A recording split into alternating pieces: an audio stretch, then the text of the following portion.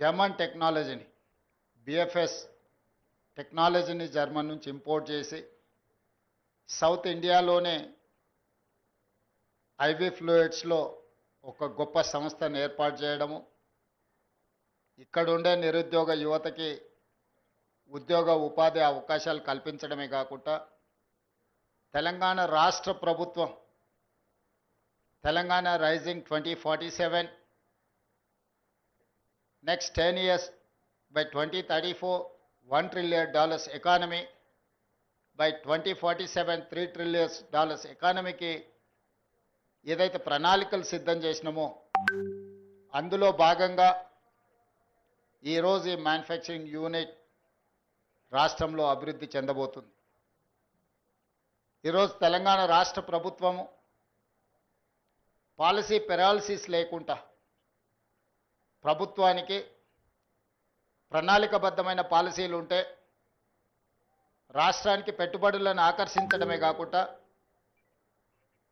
పెట్టుబడులు పెడుతున్న యాజమాన్యానికి రక్షణ కల్పించడమే కాకుండా ఆ పెట్టుబడులకు లాభం వచ్చే విధంగా ప్రభుత్వ ప్రణాళికలు ప్రభుత్వ విధానాలు ఉండాలి అని భావించి ఈరోజు తెలంగాణ రాష్ట్ర ప్రభుత్వం ఒక గ్లోబల్ సమ్మిట్ని ఏర్పాటు చేసి తెలంగాణ స్టేట్కి ఒక కాంప్రహెన్సివ్ పాలసీ డాక్యుమెంట్ను రిలీజ్ చేయడం జరిగింది. Based on that policy document, outer ring road inside almost 2,100 square kilometers is called CURE, Core Urban Region Economy. From outer ring road to regional ring road, around 10,000 square kilometers, it is called PURE, Peri-Urban Region Economy. From regional ring road outside to Telangana border, it is called Rural Agriculture Region Economy. So we have adopted 3-layer policy. First layer is CURE, second layer is PURE, third layer is RARE. These 3 policies are Telangana policy. It is going to reach by 2034 $1 trillion economy, by 2047 $3 trillion economy. For that, we need industrial policy, we need energy policy, we need tourism policy, we need endowment tourism and medical policy. Visweswara Reddy గారు లాంటి exposure ఉన్న parliament సభ్యులు ఈ ప్రాంతంలో ఉండడం, పార్టీలకు అతీతంగా ఇలాంటి పాలసీస్ని ప్రజాప్రతినిధులుగా వాళ్ళందరూ కూడా రాష్ట్ర ప్రభుత్వానికి మద్దతు ఇవ్వడం, ఇవన్నీ కూడా తెలంగాణ గ్రోత్ ఇంజన్కి యాడెడ్ అడ్వాంటేజెస్. రేపటి భవిష్యత్తులో తెలంగాణ రాష్ట్ర ఆర్థిక వ్యవస్థ ఈ క్యూర్ మీద ప్యూర్ మీదనే ఆధారపడి ఉంది.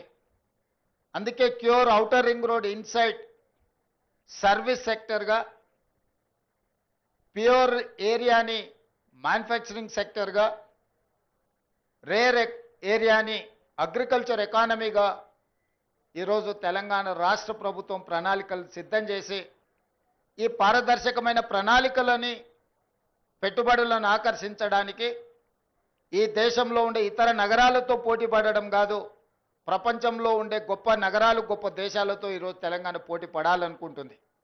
పదే పదే చర్చలలో ఆంధ్రప్రదేశ్తోనో, కర్ణాటకతోనో, మహారాష్ట్రతోనో, తమిళనాడుతోనో, లేకపోతే ఢిల్లీలో ఉండే గుర్గాంతోనో తెలంగాణ పోటీ పడుతుంది అన్న చర్చ జరుగుతుంది.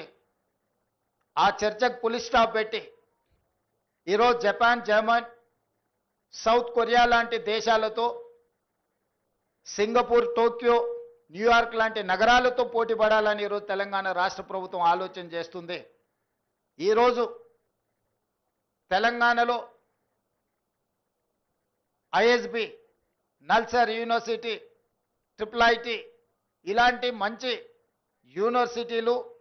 నాలెడ్జ్ హబ్ ఈరోజు తెలంగాణలో ఉంది. ఈరోజు పరిశ్రమలకు అనుకూలమైన పరిస్థితులు, ప్రభుత్వ విధానాలు అందుబాటులో ఉన్నాయి. అందుకే ఈరోజు Telangana wanted to rise, Telangana wanted to compete with New York, South Korea, Korea or other countries. అందులో భాగంగా ఈరోజు ఇలాంటి యంగ్ ఎంటర్ప్రెనర్స్ ప్రారంభించే యూనిట్స్ని తెలంగాణ రాష్ట్ర ప్రభుత్వము సంపూర్ణంగా మద్దతు ఇచ్చి ప్రోత్సహించి ప్రభుత్వం నుంచి అవసరమైన అనుమతులను సరైన సమయంలోనే వాళ్ళకి ఇచ్చే విధంగా ఈరోజు ప్రభుత్వ విధానాలను తీసుకురావడం జరిగింది. అందుకే ఈరోజు ఇలాంటి యంగ్ ఎంటర్ప్రెనర్స్ ప్రారంభించే పరిశ్రమలను ప్రత్యక్షంగా ముఖ్యమంత్రిగా, పరిశ్రమల శాఖ మంత్రిగా నేను శ్రీధర్ బాబు గారు రావడం,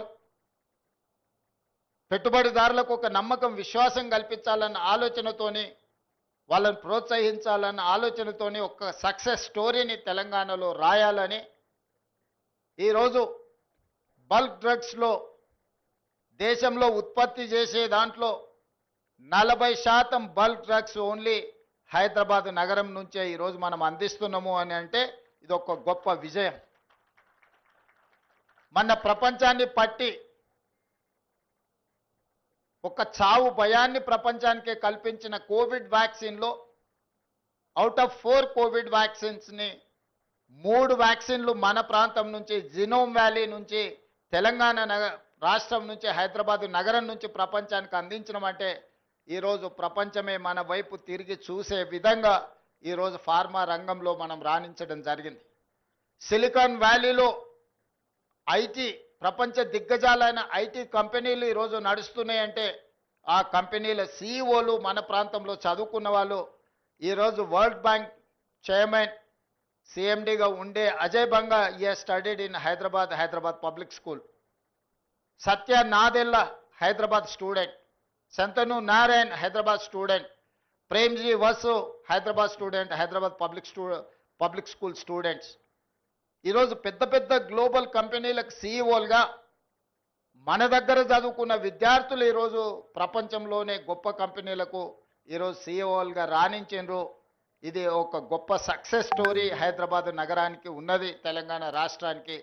అందుకే ఆ సక్సెస్ స్టోరీని ముందుకు తీసుకెళ్ళాలి, ప్రపంచంతో పోటీ పడే విధంగా మన రాష్ట్రాన్ని తీర్చిదిద్దాలి.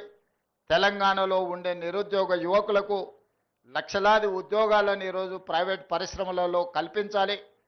ప్రభుత్వ ఉద్యోగాలే కాదు, మిత్రులు శ్రీధర్ బాబు గారు చెప్పినట్టు తెలంగాణ రాష్ట్ర ప్రభుత్వము ఇప్పటి వరకు 75,000 ప్రభుత్వ ఉద్యోగాలు ఇచ్చింది.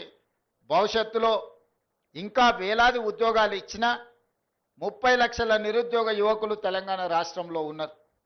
మరి వాళ్ళందరికీ ఉద్యోగ ఉపాధి అవకాశాలు కల్పించాలంటే ప్రైవేట్ రంగంలో పెట్టుబడులను ఆకర్షించాలి. ప్రైవేట్ రంగంలోనే ఇవాళ ఐఏఎస్ ఆఫీసర్కి వచ్చే జీతం 2.5-3 లక్షల రూపాయలు.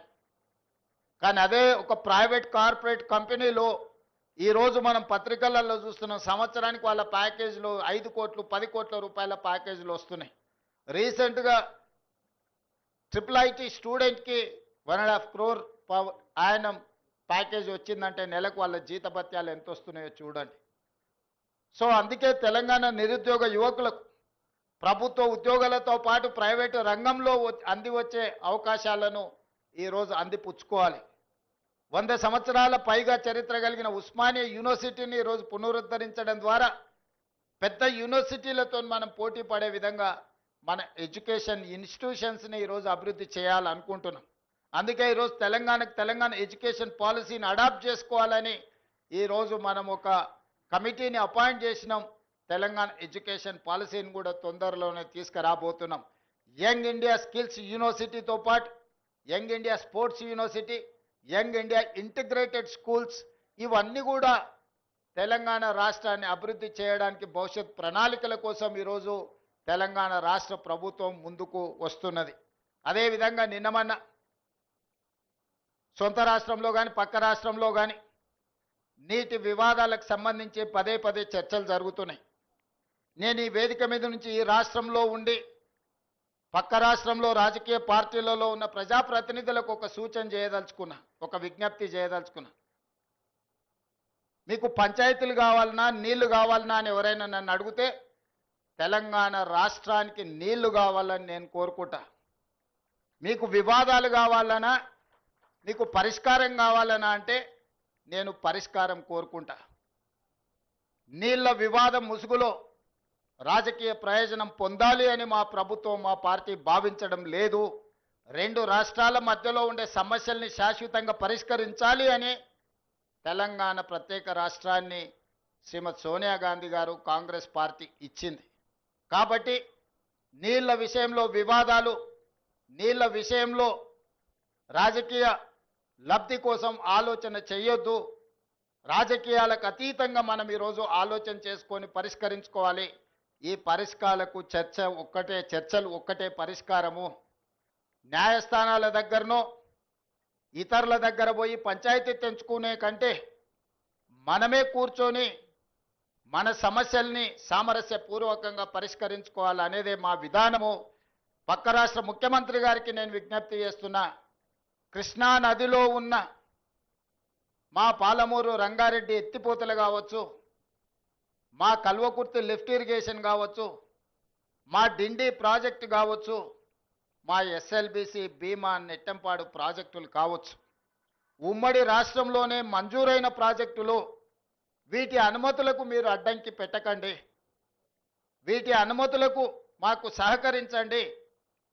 ఉమ్మడి రాష్ట్రంలో ఉన్నప్పుడే మంజూరైన ఈ ప్రాజెక్టులకు ఆంధ్రప్రదేశ్ రాష్ట్రం నుంచి అభ్యంతరాలు రావడం వల్ల ఎన్విరాన్మెంట్ క్లియరెన్సులు కానీ సిడబ్ల్యూసి క్లియరెన్సులు తెచ్చుకోవడంతో మాకు సమస్యగా మారింది.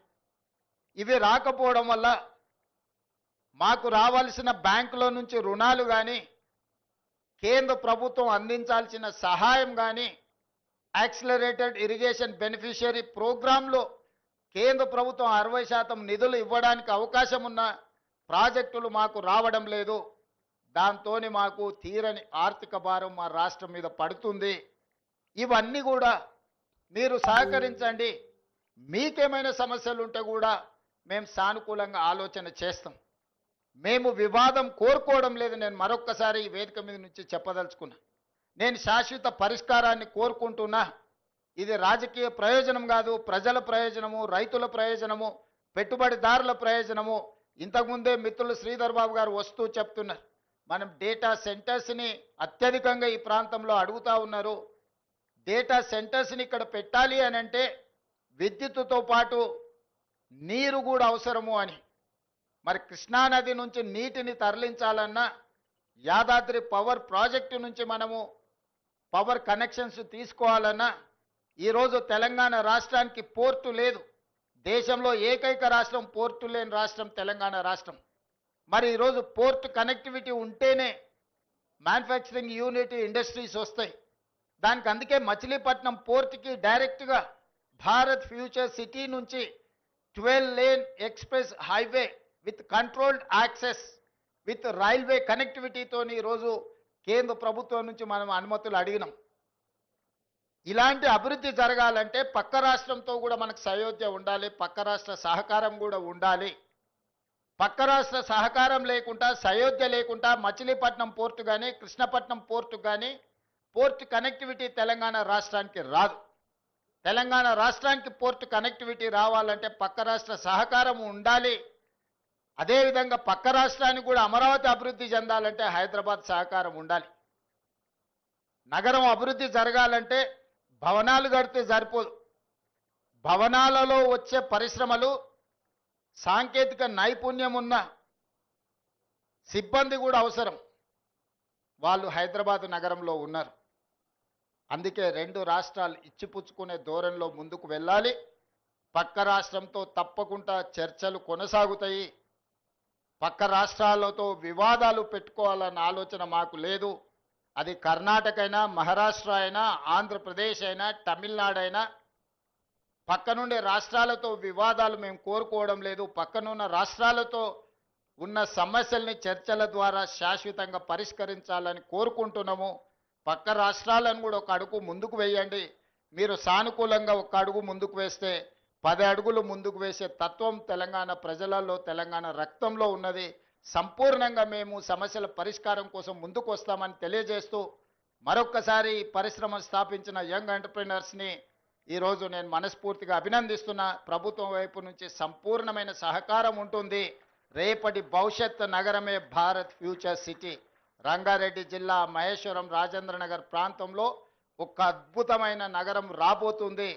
రేపటి భవిష్యత్తులో ప్రతిష్టగా గొప్పగా ఇప్పుడున్న దాంట్లో మీరు ఎక్కడుంటారంటే జూబ్లీ హిల్స్లో ఉంటున్నామని పెద్ద పెద్ద వాళ్ళు చెప్పుకుంటుంటారు. అదొక స్టేటస్ సింబల్ లాగా రాబోయే 10 ఇయర్స్లో భారత్ ఫ్యూచర్ సిటీలో ఉంటున్నాం అని చెప్పుకోవడం ఒక స్టేటస్ సింబల్గా మారుతుంది.